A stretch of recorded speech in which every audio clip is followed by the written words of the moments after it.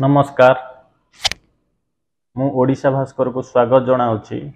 मु 18 बाटिया सरपंच दीपक कुमार जेना आम चिलिका ब्लॉकर समस्त गुरुजन भाई भौणी तथा आम 18 बाटिया पंचायतर समस्त गुरुजन और भाई भौणी को नुआ वर्ष उपलक्षे हार्दिक शुभेच्छा जनाऊँगी एवं तांकर चला पथरे पुष्पवृष्टि हो यह मोर सेही जगतर नाथ जगन्नाथ पाखरे प्रार्थना।